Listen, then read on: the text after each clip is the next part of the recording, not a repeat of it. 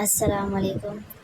میں آپ سے آج پوچھنا چاہوں گی کہ کیا عورت کی آواز کا اسلام میں پردہ ہے اور وہ دین کے کام کرنے کے لیے اپنی آواز کو باہر مردوں کے سامنے کر سکتی ہے کیا؟ یہ سوال ہے کہ کیا عورت کی آواز کا پردہ ہے اور عورت دین کے کام کے لیے غیر محارم کے سامنے اپنی آواز نکال سکتی ہے یا نہیں نکال سکتی؟ یہ پوچھنے کے لیے آج ہم نے آپ کو دعوت دی ہے، جس میں مختلف سوالات ہم نے بنائے ہیں تاکہ آپ ان سوالات کے جوابات دے کر کافی لوگوں کے ذہن میں یہ بات ہوتی ہے کہ کیوں ایک عورت دین کے کام کر رہی ہے اور غیر مرد اس کی آواز سن رہے ہیں تو آواز کا بھی پردہ ہے، اور قرآن کو اس کی دلیل بناتے ہیں، تو آپ اس پر کیا کہنا چاہیں گی؟ وعلیکم السلام ورحمۃ اللہ وبرکاتہ۔ بہت شکریہ، آپ نے مجھے دعوت دی اور بہت اچھا ٹاپک آج بھی آپ نے چنا کہ کیا عورت کی آواز کا پردہ ہے، کیونکہ اکثر لوگ لائیو میں بھی آتے ہیں، ویسے بھی جن کو دین کا ویسے تو اتنا نہیں پتہ، لیکن وہ دین کو یہیں تک سمجھتے ہیں کہ عورت آواز کا ضرور پردہ کرے، عورت کی جی آواز کا بھی پردہ ہے۔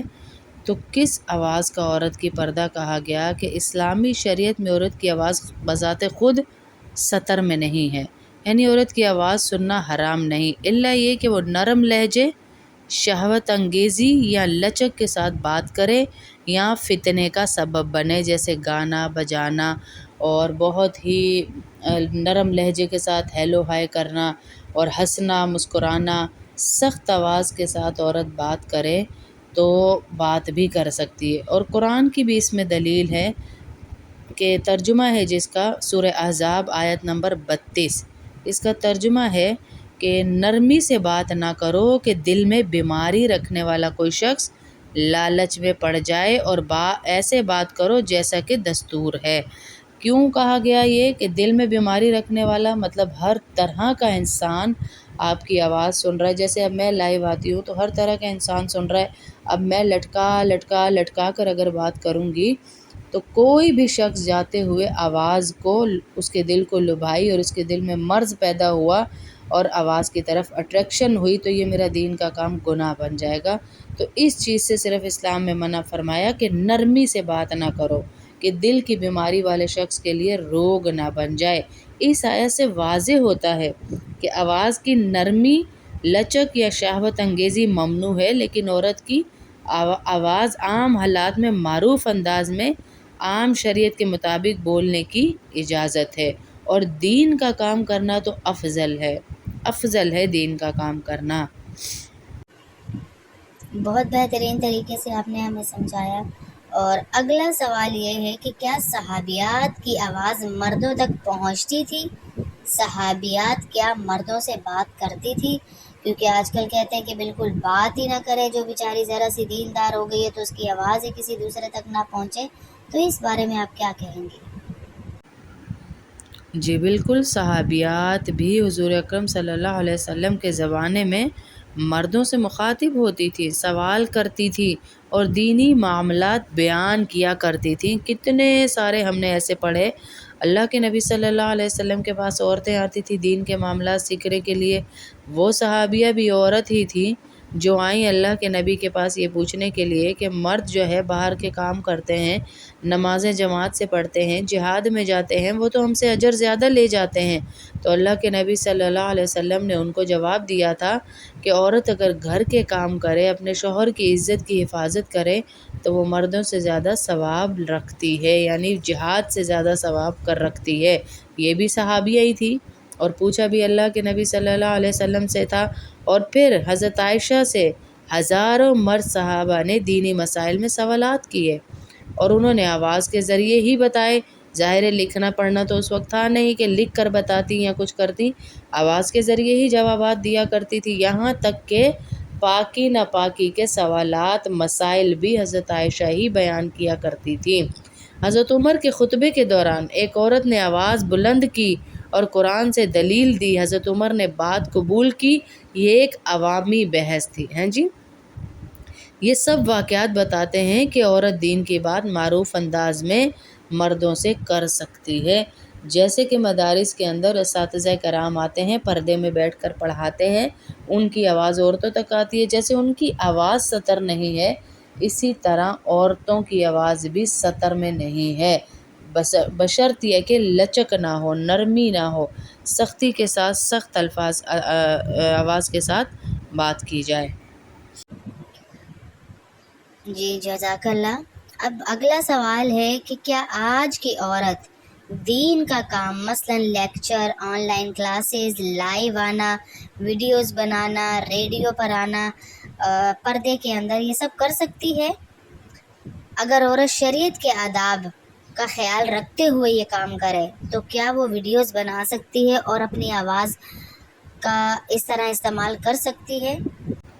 جی بالکل، اگر عورت شریعت کے آداب کا خیال رکھتے ہوئے نرم اور لچکدار انداز سے بچتے ہوئے بات مختصر، مدلل اور مقصد والی کرے تو وہ کر سکتی ہے۔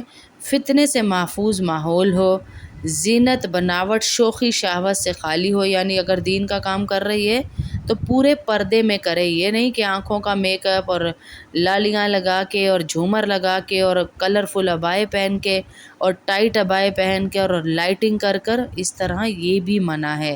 تو وہ دین کی تعلیم دے سکتی ہے پورے پردے کے ساتھ، قرآن پاک بھی پڑھا سکتی ہے، دین کی تعلیم بھی دے سکتی ہے، اور اس کی آواز مرد بھی سن سکتے ہیں۔ قرآن سے بھی یہ اصول ہے، وَقُلْنَا قَوْلًا مَعْرُوفًا، سورہ احزاب آیت نمبر 32، یعنی معروف بات کہو، یعنی معروف شریعت کے مطابق مناسب اور فتنے سے پاک انداز سے بات ہو۔ ایسی بات نہ ہو جس میں آپ کسی کی پرسنل لائف پوچھ رہے ہیں، کوئی آپ کی پوچھ رہا ہے، آپ اس کے بارے میں، اس کے کاروبار کے بارے میں، آپس میں کوئی بھی ذاتیات پر بات ہی نہ ہو۔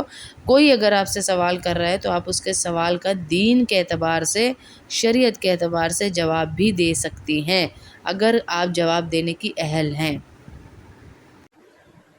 اچھا جی، اگلا سوال ہے آپ سے کہ کیا عورت کی آواز کا استعمال دعوت و تبلیغ کے لیے، دین کے لیے یا علم پھیلانے کے لیے کرنا جائز ہے؟ کیا جائز طریقے سے وہ کر سکتی ہے؟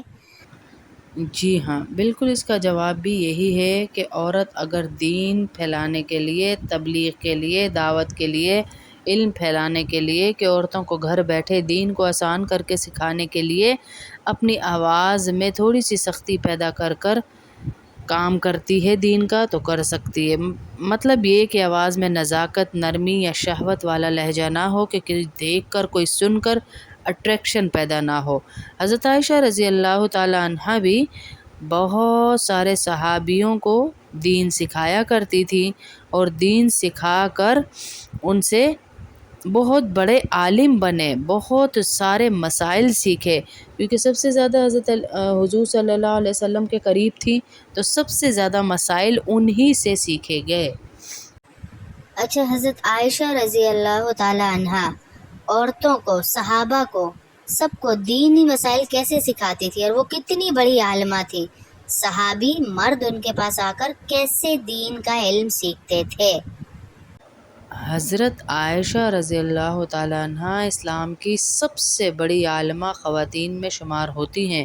وہ نہ صرف نبی صلی اللہ علیہ وسلم کی زوجہ تھیں، بلکہ آپ صلی اللہ علیہ وسلم کی تعلیمات، اقوال، سیرت، سنت کی سب سے قریبی گواہ بھی تھیں۔ ابو موسیٰ اشعری فرماتے ہیں کہ ہم نے جب بھی کسی حدیث، یہ صحابی مرد ہیں، ہم نے جب بھی کسی حدیث یا مسئلے میں کسی چیز کو نہیں سمجھا، ہم حضرت عائشہ کے پاس گئے، حضرت عائشہ ہی سے پوچھا کرتے تھے اور ان سے علم حاصل کیا، اور ہمیشہ ہمیں ان کے پاس اس کا علم مل جاتا تھا۔ یہ صحیح بخاری کی، ترمذی کی حدیث ہے 3883۔ اسی میں بتایا گیا کہ مرد حضرات حضرت عائشہ سے، یعنی صحابہ کرام حضرت عائشہ سے مسائل پوچھا کرتے تھے، احادیث پوچھا کرتے تھے۔ بہترین آپ نے دلائل دیے، بہترین احادیث سنائی، بہترین بتایا۔ اب یہ سوال ہے کہ حضرت عائشہ کن علوم میں ماہر تھیں؟ کون سے ایسے علوم تھے جن میں زیادہ مہارت رکھتی تھی وہ؟ حضرت عائشہ رضی اللہ تعالیٰ عنہا بہت سارے علوم میں مہارت رکھتی تھی جو وہ صحابہ کو سکھایا بھی کرتی تھی، جیسے کہ قرآن کی تفسیر میں، حدیث کی روایت میں، فقہ و فتاوی میں، طب و علم نفسیات میں، نثب شاعری اور عربی زبان میں ماہر ترین شخصیات میں آپ کا شمار ہوتا تھا۔ حضرت عائشہ رضی اللہ تعالیٰ عنہ کا علم تمام عورتوں کے علم کے ساتھ اور دیگر صحابہ کے علم کے ساتھ جمع کیا جائے تو حضرت عائشہ کا علم سب پر بھاری تھا۔ اتنی بڑی عالمہ تھی حضرت عائشہ رضی اللہ تعالیٰ عنہا، اسی لیے صحابہ بھی ان سے علم سیکھا کرتے تھے، جو کہ بہت بڑی دلیل ہے کہ عورت کی آواز سطر میں نہیں ہے، بشرطیہ کہ نزاکت، نرمی اور شہوت نہ ہو۔ عورت اپنے دین کی بات لوگوں تک پہنچا سکتی ہے، عورت اپنے دین کی تبلیغ کر سکتی ہے۔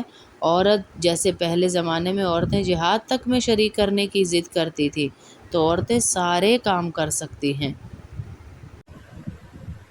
اگلا سوال ہے کہ حضرت عائشہ رضی اللہ تعالیٰ عنہ مرد صحابہ کو کیا دین کی تعلیم بھی دیتی تھی؟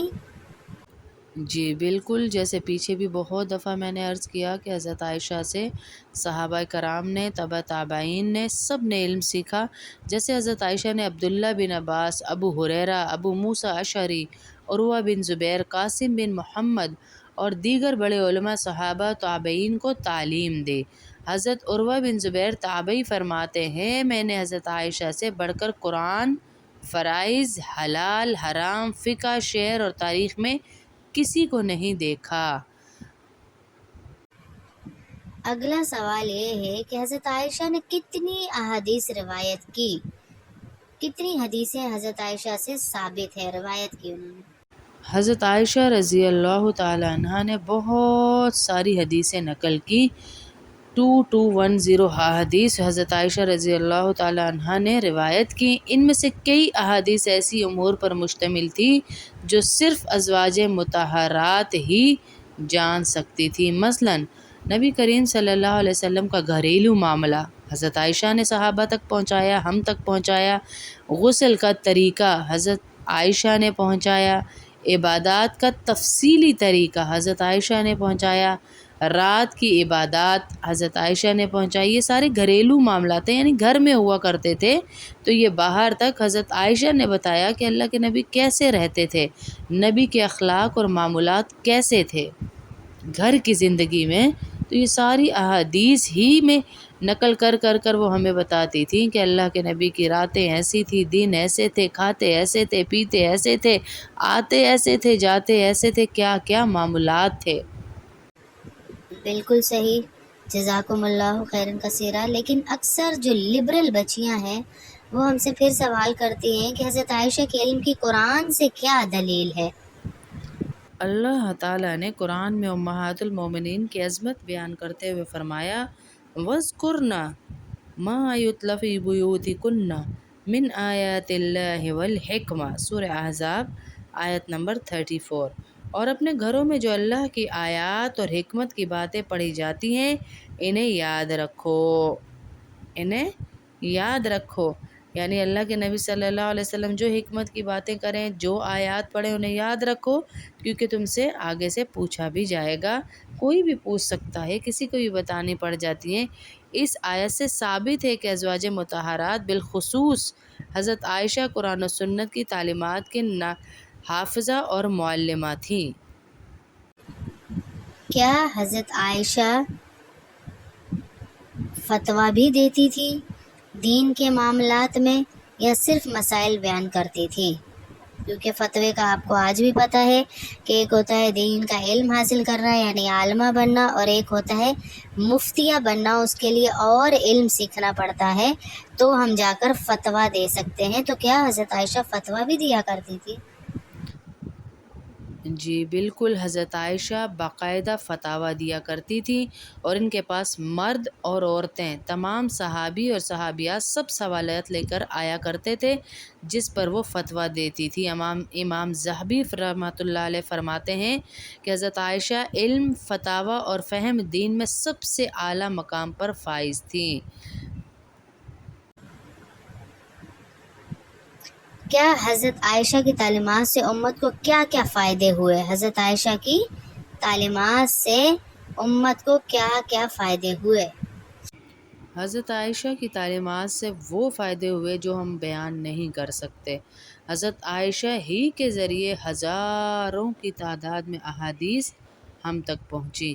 خواتین نے حضرت عائشہ ہی کے ذریعے دین سیکھا، صحابہ کرام نے مسائل سیکھے، امت کو دین کا وہ علم ملا جو نبی کریم صلی اللہ علیہ وسلم کے گھر کے اندر تھا۔